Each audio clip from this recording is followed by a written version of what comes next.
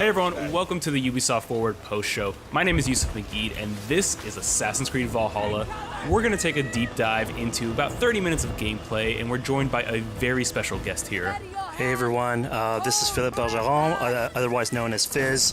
I am the quest director on Assassin's Creed Valhalla.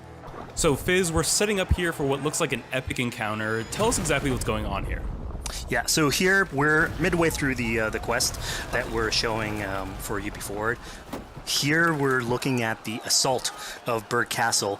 So these are big moments that usually sort of culminate at the end of the story. And so here Eivor, our Viking raider, is taking a group of raiders and fyrds into Burke Castle to go and take down Rued and his clan. So who exactly is Rued, and why does Eivor sort of want to pick a fight with him? Basically, Rued comes into play about halfway through this story arc, where at the beginning of the arc, this is something that happens before, Rued basically caused a lot of turmoil within the territory, and Oswald, who's the sort of elderman to inherit this territory, needs your help to take him down. Oswald having just been defeated in a previous quest, and so here this is revenge, but also accomplishing your ultimate goal. So Fizz, as you're talking, we're seeing some of the combat of Valhalla. Can you tell us a little bit about the changes to combat this time around? We wanted to basically add a lot of new mechanics to it. So we added like some dual wielding for the player, like a stun system in there. And we really needed to do this to sort of portray that sort of the brutality that comes with being a Viking in this day and age. So it sort of fits into that the time and the character.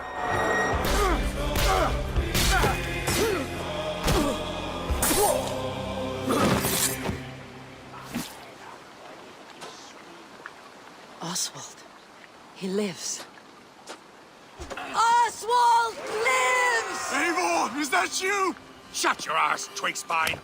Here, Eivor has taken her entire army through the assault, and finally it's revealed that our Elderman, our ally, Oswald, is still alive, and Rued has him captive. So this is what it comes to, Wolfkist? Two Danes fighting over a filthy Saxon whoreson? If this swine is your prize, come and get him! So now that we've seen that Oswald is alive, we have Rued within our sights. What's the next step here? So the next move for Eivor is to finally face off against Rued. She has her allies, they can take care of the rest of the army. Now it's time to go one-on-one against Rued in one of our boss battles, actually. Your battle is not yet won, Oswald. And it's worth pointing out, actually, that here what we're showing is the player going and facing off against Rued aggressively, but we tend to always have to support a 360-degree approach in these things. So the player could have approached us a little bit more stealthily and gotten at least like a good critical hit on either Rued or his wolf, and so you can play this a little bit more strategically if that's your playstyle. So we're not only fighting Rued here, but also his pet wolf, right? One of my preferred strategies is to eliminate the wolf first, just focus fire on him. It takes at least one opponent out of the combat. Now Rued will have extra abilities that come into play if you do eliminate his wolf, but I think having one opponent less in the battlefield makes for a good strategy in the whole.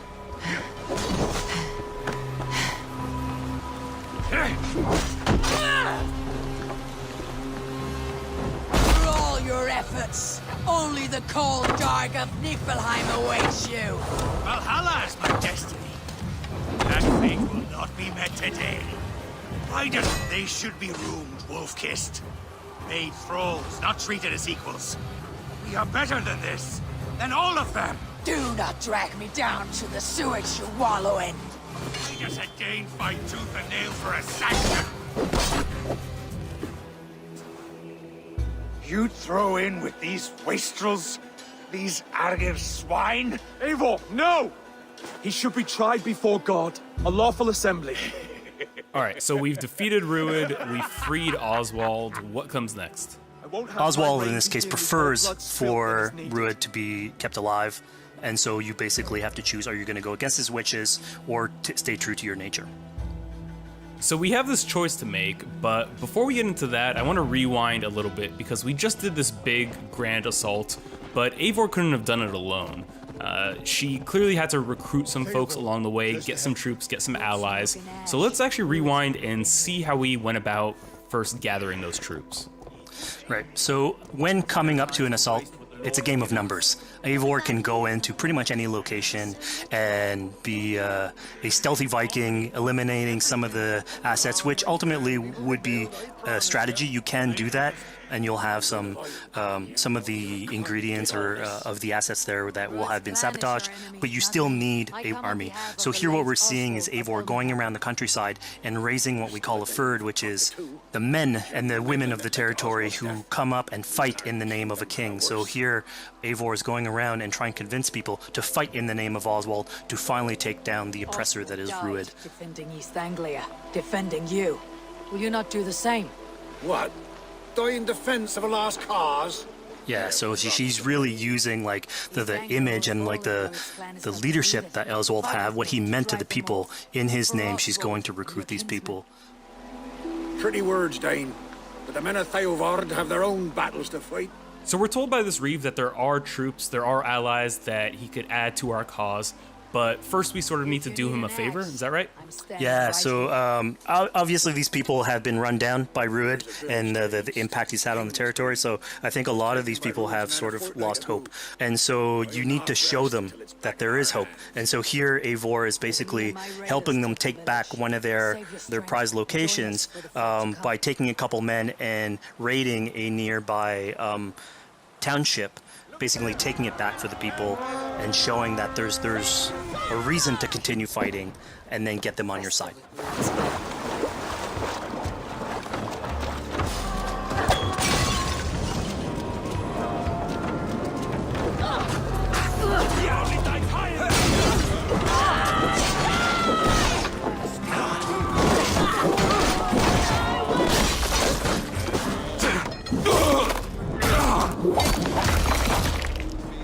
When Eivor does this, obviously you have access to a full suite of abilities. So again, the improvements that we've done to the fight system, you have some brutal axe throwing in there. You have archery or like range combat abilities in there as well.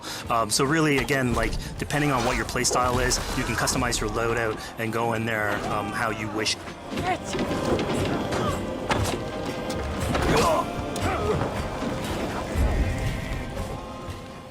Fizz, we just saw this giant pulse go out. What exactly was that? So that is what we call the Odin Site. The Odin Site is basically our interpretation of the Eagle Vision from previous games, and we thought it was good to sort of bring that back. It's basically Eivor's intuition. It's how she perceives the world. When player uses that, it'll highlight basically interactive objects, like things that will bring her an advantage. So we'll have arrows, like health consumables that are in there. So it really is like a good way of sort of understanding the world and showing you like things that you can go and touch. Yeah, I mean, speaking of things we can touch, we just picked up this awesome new weapon. It's something we wanted to play with on Assassin's Creed Valhalla, where we have fewer weapons in the game, but you can invest in them more, so they become your weapon. And so depending what your preferred playstyle is or your preferred weapon type, then you can go and choose, I'm gonna fight with this weapon and invest heavily into that. Not only are we looting weapons, but we see something here called the Book of Knowledge. Can you tell us a little bit more about that? They unlock skills for the players. So here you can see the Valkyrie dive that has just been unlocked. We have these spread out throughout the world, so again, to promote exploration and discovery. As you travel through the world and you explore locations, you can find these books that will add abilities that you can go and invest in, put into your loadout, then go into the different locations or the different quests in the game and use those depending on what your playstyle is. Now we've recaptured this village, we've secured more troops for our assault. Let's jump back now and figure out what we want to do with Rued. The rightful king of East Anglia has spared your life today, and so it will be.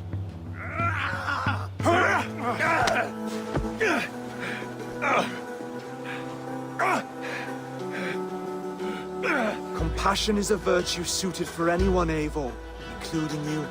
Thank you. Eivor decided to let him live. Rued is really angry about that. Being a Norse Viking, being put to the death in battle is your road to Valhalla, so he was basically denied access to Valhalla in this situation. Obviously, all of these decisions come into play later on in the game, so we have very difficult decisions for the player to make. We didn't want to have easy decisions. Yeah, you know, when I was playing, I decided to listen to Oswald and spare Rued's life, but what exactly is the relationship like between Eivor and Oswald? So the relationship between Eivor and Oswald is an alliance. It's basically Eivor is surrounded by territories that initially getting into England are hostile towards her, and obviously if you want to set up a new settlement, you want to make sure that your neighbor is friendly. So here in East Anglia, Oswald is the man for the job, where putting him into a position of power would help her sort of secure her territory. So earlier on to the territory, Eivor comes in here, meets Oswald. The problems he had with Rued are sort of put to light, and going through the arc, you basically help him deal with Rued and aligning basically Danes with Saxons in one territory. So, Fizz, we've completed the assault, we've gotten our hands dirty with some combat, taken down Rued. We have this big open region of East Anglia, so before we head off to Oswald's wedding, what do you say we head out, have some fun, and see what we can get into in the open world? That sounds great. So we see a cat here with a speech bubble above it, and you best believe if you let me talk to a cat, I'm gonna talk to a cat. Yeah, these are some of our some of my favorite moments actually in the game, where we put out a whole bunch of events throughout the territory. And it sort of rewards, again, exploration, going around. It's a chance for us also to sort of showcase a different side of Eivor. A lot of the quests sort of deal more with like politics and warfare, and this shows a slightly more human nature to her. So it permits us to explore that character a little bit more. And so here, basically, like you're trying to help a kid with his cat, and ultimately get that cat to sort of join your crew as a cat raider. You just said cat raider way too casually. You're telling me I could have a cat Viking raider on my longship? That's exactly what I'm telling you. Oh my god, yes, I love it. Perfect. So yeah, as you're riding around the rivers of England, you would see a cat basically walking around your longship, keeping your Viking raiders company. You know, speaking of the Viking Longship, we're seeing some of that gameplay here now. Can you talk a little bit about how that works and functions in Valhalla? Yeah, so starting out on this project, I think the Viking Longship is one of the biggest images that we all have when we think about Vikings in our game. And so Vikings had this awesome design for longship that had a very shallow hull, so it permitted them to go very far inland very quickly, and you could basically disembark Viking raiders like on pretty much any shore. We added that into the game, where you can basically sail up to any location and then just decide to disembark with your guys and raid a location, loot all its treasure, get back in the ship, and then continue sailing down the river to your next opportunity. So I know past Assassin's Creed games allowed for songs and things like that to be sung on ships. Will Valhalla have a similar version of that? Yeah, so this is something we actually wanted the crew of your ship to become like your home away from home. So we added stories and songs into the ship. So basically, as the player is going around, you could decide to have your skald sort of sing a song for you as you row down the river. But you can also decide, depending on who the raiders are in your ship, to hear more about their life. So you can actually queue up stories, and they'll give you a little bit more background on who they are. So you get to know your sort of fighters as you're traveling around the world, which is a cool moment. So here we're seeing a bit of a different view. What exactly are we looking at? We had this on previous Assassins, where you would like ride on your horse, and you could pull out, have the horse sort of follow the track. We have a similar thing for the ship, where you can put up your sails. It's cruise control for the ship, so you can pull back, take in the scenery, listen to some songs or some stories, and just take it all in.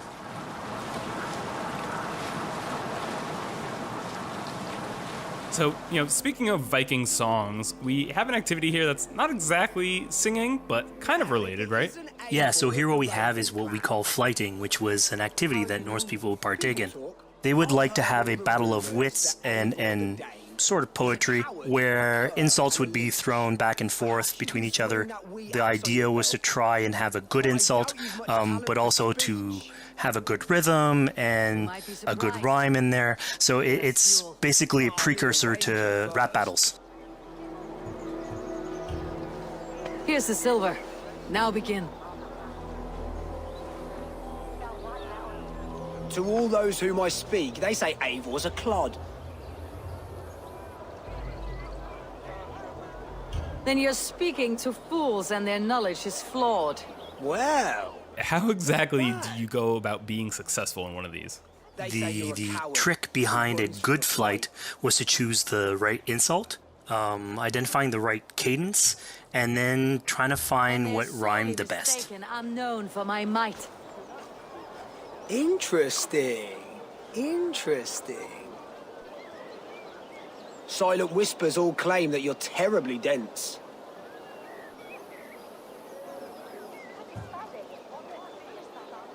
Then you've clearly misheard them. My wit is immense. Oh, you looked out with that one. Well, what a surprise. Eivor of the Raven clan is a true talent. I'm shocked. Don't believe everything you hear, unless it touches on my flighting. Then heed every word. Take the coin. So now that we've proven our sharp tongue and wit, I think it's time for a bit more relaxing activity. So we're fishing here. Yeah, that's it. So we gave Eivor a fishing line, so you can actually throw out a line and go catch some fish. This is used basically to play into our new health loop, where the player will lose health in the world, and it doesn't automatically regenerate like we would have in the past. So you actually have to go out and get some supplies. So you'll find mushrooms and some food that you can gather. But here, like you can also catch some fish and consume that to regain some health. We also will sometimes have it in certain quests. So it's a good way to sort of chill out on the side of the water and just, again, take it all in.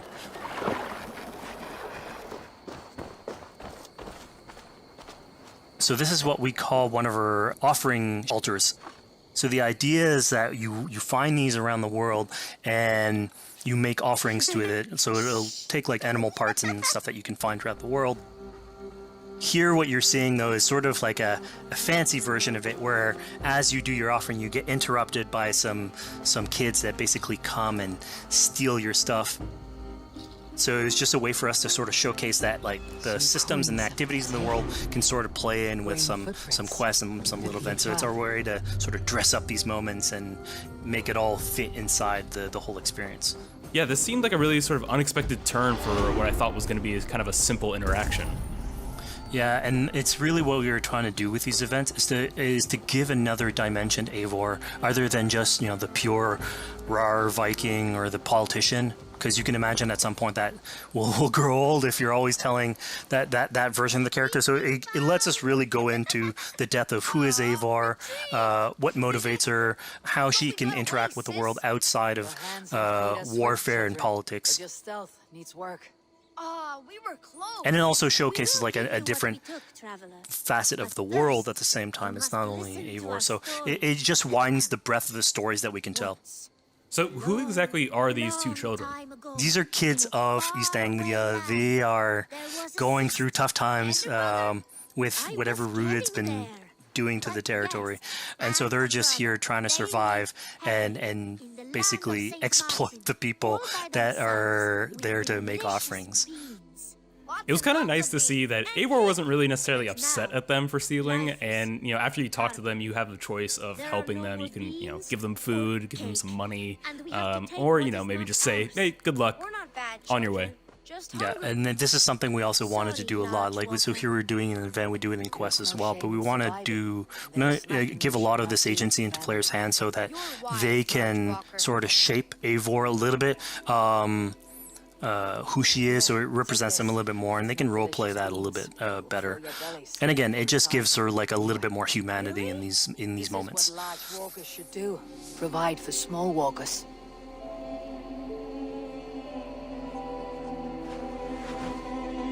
Here, large walker. A necklace. Yes, it's a St. Martin seal. You're welcome here anytime, Large Walker. You're one of us now. Visit us, okay? I will. Take care now, small green walkers. So I think AC veterans might recognize this here, but what exactly is Eivor chasing down? Yeah, so here you're seeing Eivor running down one of our tattoo images. So this is challenging the player on free run abilities, but also for fans of the series, sort of pulling at their heartstrings for some beloved features. So are we going to be able to tattoo Eivor? Yes, by collecting these tattoos, you actually bring them back to your settlement, and then you can customize different body parts, having different tattoos everywhere. So again, another form of expression, and it's sort of to represent that Viking culture. Fizz, one of my favorite things when I was just out there exploring East Anglia was coming upon a house or a building and realizing that there was a chest inside, but that there was no easy way in. And in this case, I saw all the doors were barred, but I knew that because there was a chest in there, there must have been some way to get inside. So I went around the back and, found a way in. Yeah, I'm glad you actually caught on to that. You're pointing at something that we wanted to work on a lot on Valhalla, where we wanted the exploration to make you feel smarter. So we played a lot with puzzle solving, so making sure that every house that you find sort of appeals to you, like it draws your attention, and then when you want to come and explore, it's not given to you. You still have to work for it a little bit, so it'll challenge you on your observation skills, logic, just trying to find how do I get into this. So we play a lot with level design, quest design to offer challenges to players, and you basically come out of it like with a better feeling for the exploration, but you also get to see more of a story behind these locations, which we've crafted. So it gave us a little bit more time to sort of slow down the experience and tell a different version of a story.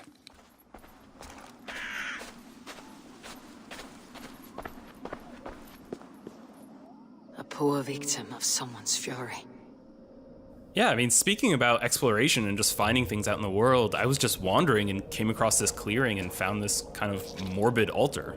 Yeah, so this is one of our bigger events that we have scattered in the world. So as Eivor explores, she can find altars like this, and by interacting with them, here it's a trap that's been set by this character named Regan.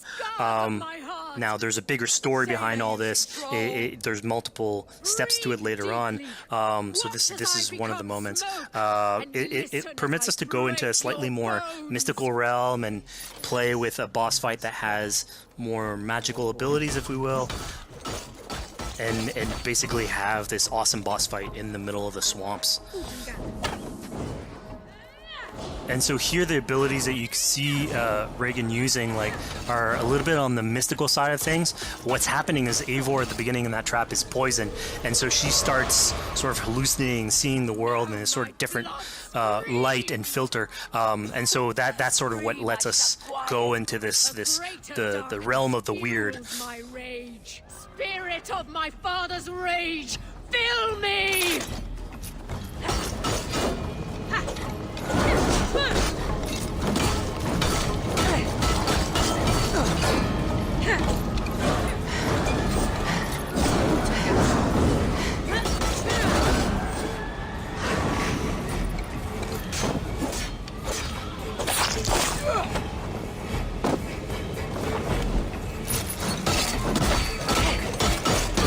Enough is crackling in the shepherd. Let rest your demons.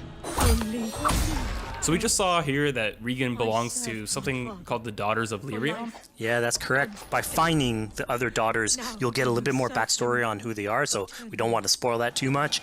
But it creates like a sort of greater story that is not on the main path in any way, but it is still very rich and adds to the lore of this world and actually plays into history. So we just had a really exciting, really intense boss battle. I think it's time for something a little bit more relaxing and calming now. Yeah, it's all about pacing yourself with the highs and the lows. So here we have a low chill moment of what we call building a cairn. So Eivor, as she explores the world, will find these sort of meditative areas where you have a pile of rocks that you could just stack on top of one another using physics. And I mean, yeah, the ultimate goal is to try and get the highest pile of rocks, but really it's about taking in the sights, relaxing, taking a step back, and just building something. Together we stack stones into cairns. These? Yes. Think of this as a test of mind and wit. Stack the cairn stones high and wide into any shape you like. I mean, you can spend as much time as you want building these things, making them as high as you want, as weird as you want. I'm sure like a lot of these stuff will end up on the internet, like people comparing structures. And the cool thing is that once you've built it and you decide to get out of it, it sort of stays there. And so that's yours, right? And until the moment where you come back and you want to build a new one, it's sort of cool that we were able to give that to players to express themselves. At this point in the demo, we've explored East Anglia, we've met some children, we've broken into a house, we fought a boss, we built a cairn. I think now it's finally time to go and head off to Oswald's wedding. Yeah, so this is the moment it's all been building up to. By the moment you get into the territory, it's sort of like mentioned by Oswald that he's trying to get married with his Dane lady. And so as you go through the arc, that's sort of like the underlying thread. Really, it's about Rued creating turmoil in the territory and helping Oswald sort of get above that and show that he's a good leader. And so you finally, after going through all of that arc, finally get these two together, go through their wedding, and you're invited to attend the ceremony. And then all the activities and fun times that comes afterwards. Yeah, as much as we've seen the brutal side of England, it's nice to see the joyous side of it as well. Yeah, and it's something we really wanted to play on in Valhalla, where being a Viking is not only about being a raider or a warrior. I mean, there's revelry, there's feasting, there's partying that goes, and like if someone knows how to party, it's a Viking. And so here, this is one of our opportunities to sort of show what a sort of Viking gathering is. And what's cool here is it's a good alliance of Norse culture with Saxon culture, sort of smashing those two things together and building bridges. Yeah, I mean, what's a wedding without some drunk archery, right? Yeah, so like, anything can happen in a Viking event, right? Eivor, yeah, here, just get drunk, shoot some arrows. Barely a challenge. Steady all, and ready yourself for the wedding race. The king and his bride against all! My king!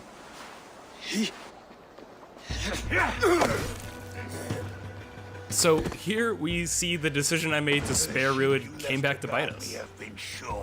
Yep, that's the decision you made, coming back. So as we said before, all of your decisions have consequences, and this is a big one. I challenge you. I accept. You're basically presented with the option to sort of step in for Oswald, fight the fight for him, or let him go and fight his own fight. Yeah, personally, I chose to fight myself because I thought Eivor is the type of person who likes to finish what she started. Plank by plank, and a dead king cannot keep his oaths. Let me finish this. Oswald, you gutless Arya swine! I'll slay the wolf-kissed, then hang you with your own tongue. How does this encounter with Rued differ from our previous fight with him? So at this point, you've eliminated his wolf, so it's just him. And so he's angry at this point, and so he will start using his big gun abilities like fairly earlier on in the fight. So it's way more vicious, way faster. There's less strategy. He goes literally swords blazing at you. And so this is a fight to the death.